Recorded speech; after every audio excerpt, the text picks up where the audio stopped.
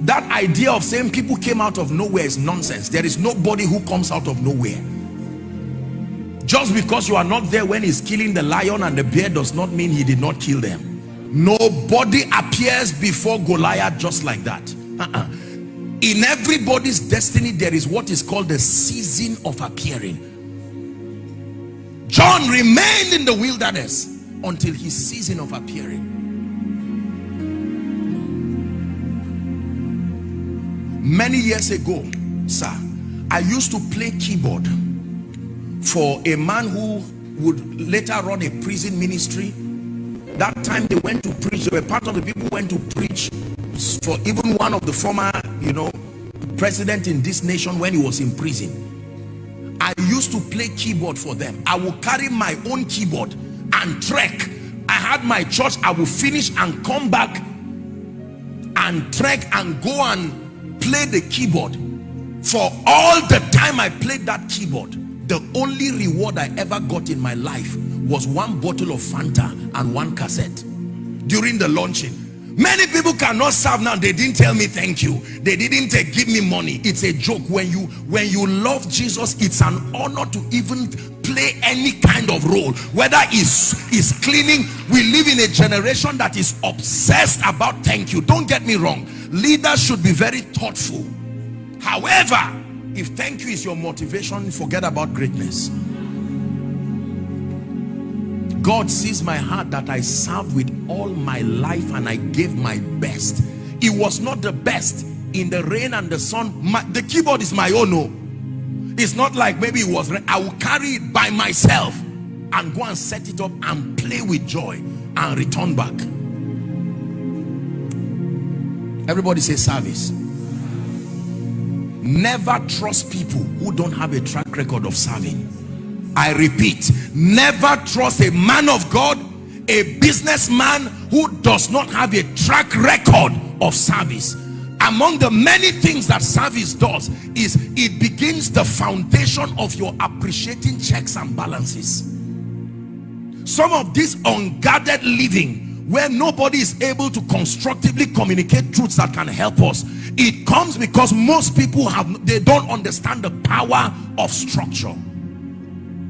When Elisha, who would later become a great prophet, he was not in his destiny to be a prophet. The prophet should have come out from the sons of the prophets, because Elijah had a group he was training, but it was through service. The Bible calls Elisha the man who poured water on the hand of Elijah.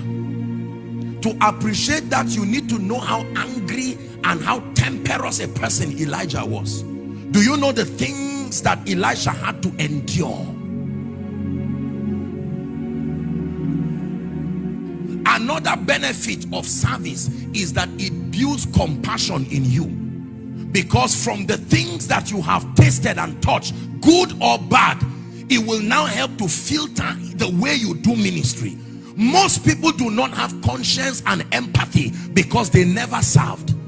Even if you serve a man who ill-treats you, even if you serve a man who is not his best, because all men are men, the best of us is still human. You will see that human side, whether some weakness, some area that has not been corrected yet, or God is still working on. The man can be a mighty prophet, yet he's an angry man. When he gets angry, it's as if Jesus just left him. He can rain it down on you, and while you want to run away, God will say stay. I don't endorse the anger, but I found something in it that can train you. He will say stay there.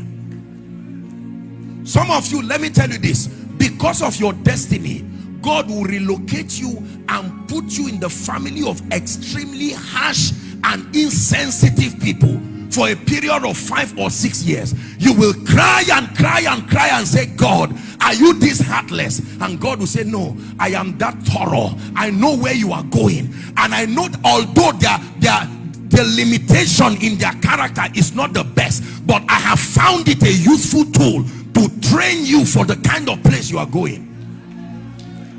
So they will wake you up by 2 a.m. They think they are being wicked to you, and they make you wash the plates by 2 a.m. and while you are crying, your destiny is rejoicing. He's saying that is the exact kind of discipline that will be needed for the ministry God is calling you. Can I tell you, when God is silent, understand what he's saying. When God is silent on you, among the many things he's saying is that what you are going through is birthing something consistent with his will. The silence of God is a voice. You must know what he's saying when he's not saying anything. Are we together? Let me tell you this. The school of the spirit is so meticulous in his dealings. Any class you jump in the school of the spirit, that will become the weapon Satan will use to kill you. In the physical universities and colleges of education, you can miss certain lectures and just read up during exam and write and pass. But in the school of the spirit, when you miss character 101, something you don't know there will wait until you become a millionaire before it manifests. When you miss prayer 101, it will wait for you until the day demons attack you. Everybody say service. Most of the things you want to learn have been designed for you in service. Some of you are in this house now. The truth is that eventually and in the future, you will be running your own ministries too, but God planted you quietly. Now here is where the devil has mastered something about the itch of men to find expression. When God wants to give you 2 million next week, the devil will give you 500,000 today, 20 naira, so that you pick everything in a hurry and run away. Some of you are in this church right now. Some of you are men of God under others. You are anointed sincerely, even more anointed than maybe your various overseers. And the devil would design men who come to tell you, did you listen to the message pastor preached? You know that revelation you were correcting in our little Bible study. You see the mistake he was making too. And they begin to say something to you that brings pride. Some of you may come from backgrounds where your pastors may not have that kind of revelation, and God keeps you there and say, don't worry, I will supplement for his inadequacy. Thank God for internet. But there is something about his character that kept him for 60 years as a reverend. Learn. Are we together? Let me tell you this. When you see great people who God does not seem to be lifting, don't help him lift them. There is something he's doing with them. Why are you in the welfare department and yet you can pray for 7 hours? God says stay there. There is something I'm teaching you. And sometimes you can feel so insulted and feel, I thought by now I should be a pastor, a deacon. Is it that my pastor is blind? With the kind of grace I have, with all humility, every other person, they know that I have revelation and I have this. I go and preach somewhere and they celebrate me, yet I come to my own church and I sit down quietly. Let me advise you, stay there and pay attention to what you are learning, because these days that you are rushing to leave, you will miss it. Everybody